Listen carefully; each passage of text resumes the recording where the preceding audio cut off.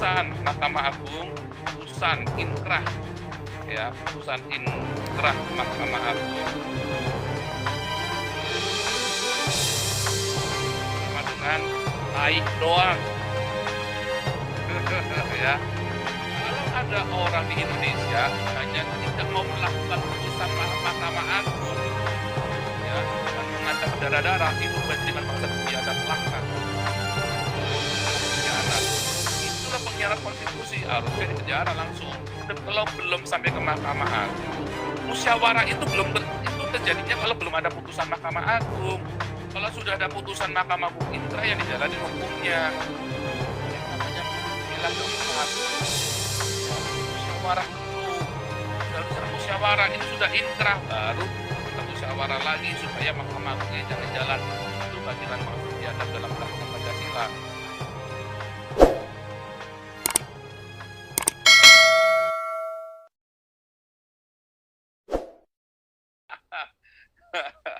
Hari ini tema kita luar biasa ya, masih lanjut gubrak-gubrak Bima Arya. Ya, konstitusi hanya milik Islam. Ya, pesan Bima Arya kepada dunia ya, bahwa konstitusi hanya milik Islam. Ya, dengan segala macam retorikanya. Luar biasa sekali, mengerikan ya. Hari ini saya mau tampilkan kepada Anda. Ada kiriman dari seorang teman, saya upload di Facebook saya. Nah, saya belum tahu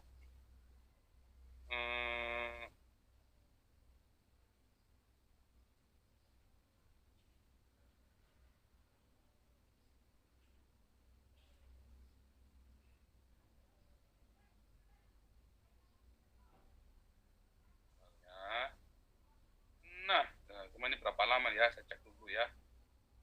Oke, cuma 1 menit ya, oke ya. Cailah ya.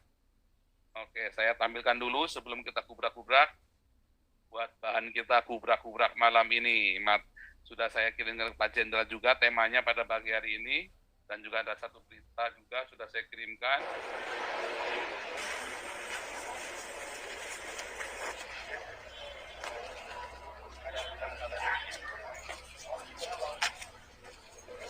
Saya sangat bersyukur karena aslinya Bogor itu adalah kota spiritual, kota ruhani, kota yang didirikan oleh para kekasih Allah, para kekasih Tuhan. Kalau kemudian ada riak dan gangguan, saya yakin itu seperti kata Kang Bima juga, bukan DNA-nya orang Bogor. Hibah lahan yang diberikan pemerintah Kota Bogor adalah bentuk kehadiran negara memfasilitasi warga dalam menyelesaikan masalah, menambah bukti nyata bahwa Pemkot Bogor hadir melindungi warganya. Terima kasih dukungan lembaga negara atas supportnya menuju penyelesaian yang damai ini. Kami telah menyampaikan rekomendasi kepada Wali Kota Bogor bahwa solusi terhadap pembangunan DKI di Jalan Abdullah bin Nuh sampai Taman Yasmin, yaitu di Kelurahan Cilendek, itu mendapatkan rekomendasi dari FKUB Kota Bogor. This is the message from the Bogor to the world, that peace never be attained by judging each other. Peace can only be attained by understanding each other. Peace cannot be attained by the exercise of force, but peace must be built on the basis of mutual understanding. Bismillahirrahmanirrahim. Semoga berkah, semoga bermanfaat. Tuhan berkati. Amin.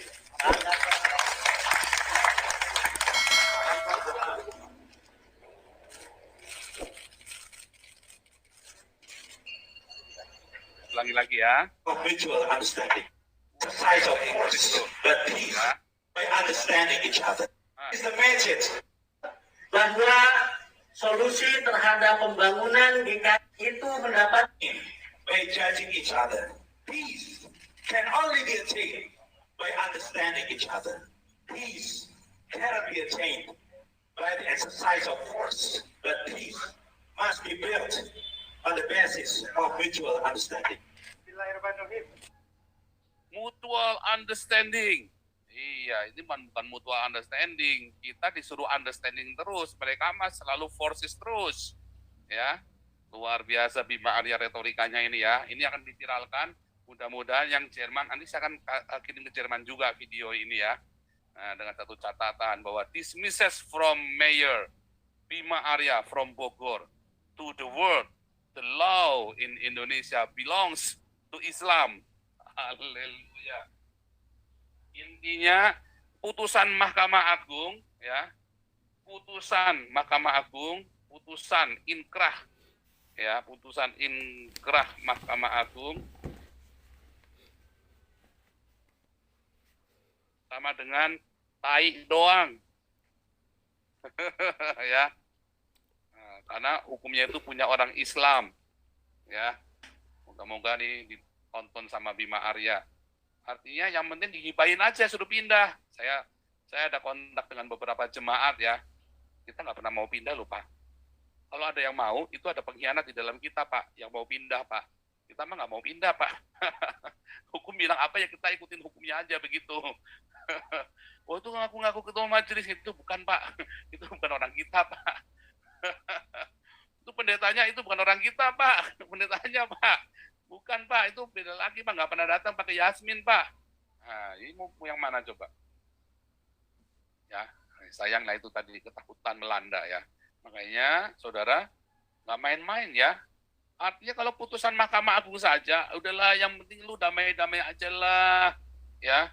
Daripada antar kejadian 98 kayak Pastor Tewu kemarin, nggak udahlah daripada ribut berdarah-darah, wah bajingan bangsat yang berani berdarah-darah, bajingan bangsat tuh yang berani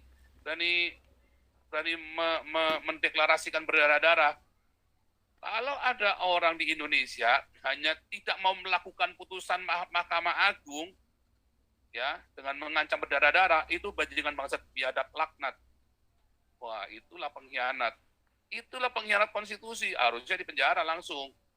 Harus justru dari sini sekalian dijadiin, lihat, berani berdarah-darah masuk penjara langsung. Bukan malah hukumnya yang dikalahkan. Kalau ini mah hukumnya dikalahkan. Ya, nah, kalau GKI Yasmin sampai menerima, ya itulah bodohnya dia. Ya, kalau saya, apa artinya sebuah gedung? Nggak perlu. Ya, karena nggak perlu pakai gedung pun, orang tetap bisa punya iman. Cuman, ini hanya kita mau tes ke pemerintah. Apakah pemerintah konsekuen dengan putusan Mahkamah Agung? Itulah sebabnya, yang namanya Joseph Paul Zhang ini bisa melecehkan hukum, dianggap leceh. Kenapa? Ya karena hukumnya sendiri nggak bisa ditegakkan kok. Bagaimana mau menegakkan hukum konstitusi? Pancasilanya aja cuma dikentutin doang sama si Habib Rizik dan nggak dihukum. Nggak dihukum, tidak ada hukuman sama sekali buat Habib Rizik karena dia melawan Pancasila. Nggak ada, ya kan? Begitu ditanya sama hakim, enggak, saya mendukung Pancasila, tesis saya tentang Pancasila, padahal dia baru ngomong ketuhanan ada di pantat, Pancasila Soekarno. Emang mau Pancasila yang mana lagi yang Anda punya? Nah, itulah gunanya buku Pancasila ini ya, supaya kita tahu Pancasila mana yang kita mau pakai nih. Pancasilanya siapa nih yang mau kita pakai nih? Hati-hati ya. Nah, itu tadi ya. Ngeri kali ya. Ngeri kali dia mengatasnamakan damai. Yang penting damai dah, lu ngalah aja deh. Nggak bisa dengan paksaan. Siapa yang maksa? Lawang kamu yang maksa kok. Kamu yang maksa kok. Siapa yang maksa? Kamu yang maksa. Jadi, putusan Mahkamah Agung itu bagi Bima Arya itu cuma tai doang. Ya. Hanya tai. Itulah sebabnya banyak orang melecehkan hukum Indonesia. Nggak bisa dipakai deh pokoknya. Termasuk si yang namanya Habib Rizik, termasuk para koruptor, ya Setia Novanto dan segala macam itu, hukum Indonesia itu bisa dilecehkan begitu gampang. Karena memang tidak ada penegakan hukum yang benar di Indonesia. Yang ditegakkan, ditegakkan bagi minoritas.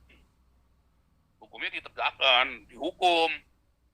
Ya kan, bagi mayoritas yang punya hukum mereka. Bisa diputerbalikan, bisa dibelok-belok. Ya yang penting kan sama-sama. Nggak bisa lah, Mahkamah Agung kalau belum sampai ke Mahkamah Agung, musyawarah itu itu terjadinya kalau belum ada putusan Mahkamah Agung.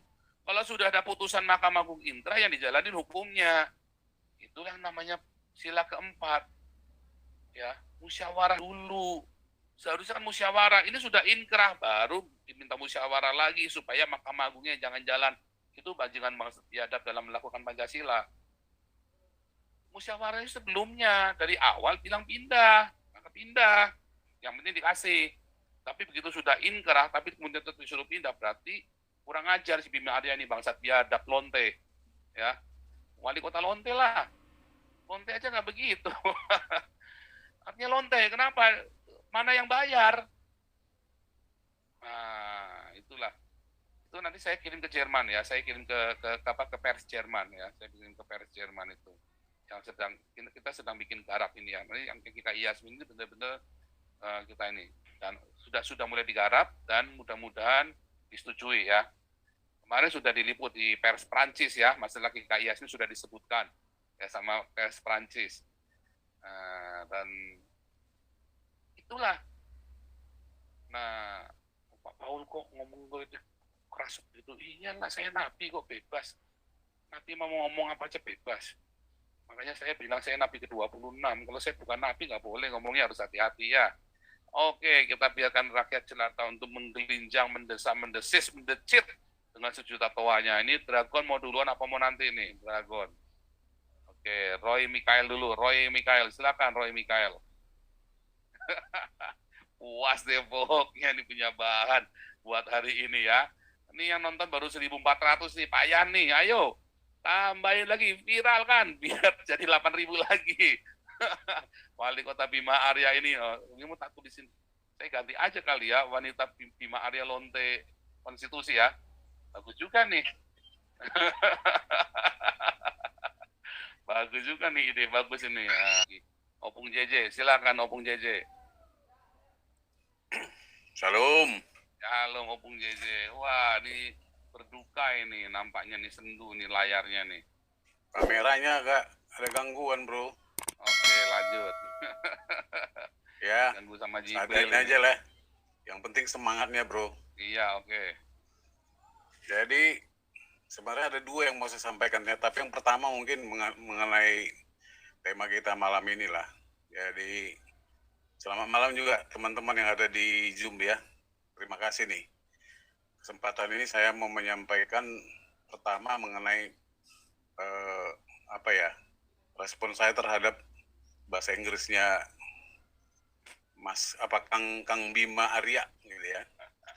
Jadi saya melihat penyelesaian sengketa GKI Yasmin ini terdengar merdu, terasa geli-geli gitu ya. Dan terlihat mesra gitu dalam bingkaian penegakan keadilan sebagai panglima hukum. Ya, kita tetap memberikan apresiasi atas upaya pemerintah daerah menyelesaikan pertikaian. Namun, mari kita jujur gitu ya, melihat seperti komentarnya politikus PAN yang berasumsi bahwa seolah-olah kesepakatan ini terjadi tanpa ada paksaan gitu ya. Tadi Pak Paul bilang, siapa bilang tidak ada paksaan, cuma disuruh mengalah kan gitu ya. Kemudian yang saya lihat, Bima Arya coba berpesan kepada dunia, seolah-olah dalam era pemerintahannya telah terjadi reputasi penyelesaian konflik toleransi beragama di Bogor gitu ya. Atau mudah-mudahan bukan framing lah ya, bahwa kesepakatan ini seolah-olah dianggap sebagai satu hadiah bagi mereka yang menuntut keadilan atau kesetaraan hak gitu ya. Namun Bima Arya itu lupa bahwa dunia terlanjur menyaksikan ketidakadilan dan adanya diskriminasi HAM di Indonesia secara total. Bukan parsial di Bogor, itu dia lupa gitu ya. Makanya dia seolah-olah berdiri seperti seorang pahlawan gitu ya. Bima Arya harusnya bernyali bahwa Bogor cuma bagian kecil dari Indonesia untuk menyelesaikan persoalan HAM. Jadi kalau dia berbahasa Inggris itu seolah-olah jangan dia menyelesaikannya karena ada tekanan internasional gitu ya. Atau karena ada alasan kerukunan antar umat beragama yang semu. Itu yang pertama. Yang kedua, boleh saya lanjut Pak Paul? Boleh dong. Ya, ini terkait dengan kebebasan melaksanakan ibadah menurut keyakinan masing-masing. bukan soal mendirikan rumah ibadah ini ya. Nah, ini sudah diatur jelas lah di dalam pasal 28E tentang Undang-Undang Dasar 45. Ini konstitusi dan peraturan Republik Indonesia. Sesungguhnya pasal ini memberikan makna bahwa tidak seorang pun WNI atau kelompok masyarakat, apalagi pemerintah keamanan, aparat keamanan gitu ya, boleh atau berhak menghentikan kegiatan peribadatan dari suatu keyakinan resmi dengan alasan yang tidak berkekuatan hukum. Akan tetapi fakta di beberapa wilayah di Indonesia banyak praktek-praktek kejutan-kejutan dilakukan dengan sengaja, bahkan sistematis untuk menghalangi pemeluk agama tertentu melanjutkan kegiatan ibadah mereka. Bahkan ada tindakan agitasi dan provokasi dilakukan secara masif dalam tekanan emosi tingkat tinggi. Dan disertai dengan penutupan paksa, pembakaran rumah ibadah atau rumah pribadi, intimidasi dan kekerasan fisik, penangkapan sewenang-wenang, terutama kepada penganut keyakinan minoritas dengan tuntutan penodaan agama dan lain. Kita udah tahu lah itu, ya, yang Ahmadiyah itu. Nah, misalnya ada kejadian ibadah tahun 2020 bulan April di Desa Jayamukti, Kecamatan Cikarang. Dilakukan kelompok masyarakat dan diketahui oleh pemerintah setempat. Aksi warga bernyanyi dan menyetel lagu lewat sound system saat kegiatan ibadah di Cibarusa, Bekasi. Ratusan orang di kompleks Gria Mertubung Medan, Labuan tahun 2019 menyerang dan memaksa mengacaukan ibadah yang berjalan agar dihentikan. Dan masih banyak lagi fakta-fakta peristiwa yang didokumentasikan atau fakta-fakta peristiwa yang tidak sempat didokumentasikan. Nah, kalau alasan dikutip dari sumber lain atau fakta di lapangan, ini alasannya karena belum memiliki izin membangun rumah ibadah, tidak sesuai dengan akidah agama yang mereka anut di sekitar itu, gitu ya. Tidak boleh ada agama lain di sekitar lokasi itu. Alasan klasik seputar administrasi dan ketertiban aturan perundang-undangan. Ini sesungguhnya tugas siapa untuk melakukan penindakan dan penertiban? Apakah boleh kelompok-kelompok masyarakat itu? Ya, bukankah itu tugasnya Polri, Satpol PP, dan seterusnya gitu ya? Mari kita memberikan nalar sehat. Apa yang membuat ini seperti ini gitu ya? Latar belakangnya sehingga marak tindakan masyarakat kerap kali memaksakan larangan terhadap mereka yang sedang melakukan kegiatan beribadah. Saya pikir sejak studi terbitkannya SKB 3 Menteri tahun 2008, semangat ini muncul akibat peringatan dan perintah kepada pengurus JAI dan warga masyarakat terhadap pencegahan penodaan agama. Dan dianggap ini tidak diselesaikan menurut selera masyarakat. Ya, menurut selera masyarakat. Pemerintah melakukan upaya tapi tidak sesuai dengan menurut selera masyarakat. Sayangnya menjadi latah dan bablas keterusan karena pemerintah daerah takut dan tidak bertindak tegas dalam hal penertiban dan penindakan terhadap pelanggaran hukum yang dilakukan oleh masyarakat seperti ini. Nah, pertanyaan sekarang gini, gimana peran negara dalam memberikan jaminan kebebasan? Artinya di mana tanggung jawab pemerintah melakukan perlindungan terutama terhadap keselamatan jiwa? Di mana TNI? Di mana Polri hadir dengan gagah dan tegas melakukannya? Jika kenyataannya aparat keamanan cenderung menghentikan peribadatan dengan pertimbangan katanya alasan keamanan dan ketertiban yang lebih kondusif. Artinya apa? Negara ini gagal melakukan tanggung jawabnya. Takut kepada amukan massa, takut kepada hukuman jalanan. Bukankah bahwa pemerintah sekarang sedang dipecundangi oleh kelompok radikal seperti polisi dan tentara gabungan? Akhirnya penegakan hukum menjadi tisu basah untuk mencebok, bukan lagi sebagai panglima. Demikianlah jeritan hati rakyat jelita yang belum pulih dari trauma akibat penganiayaan jiwa yang jangka panjang. Selebihnya mohon maaf lahir batin, sampai ketemu pada hari kemerdekaan RI yang sesungguhnya. Terima kasih Pak Paul.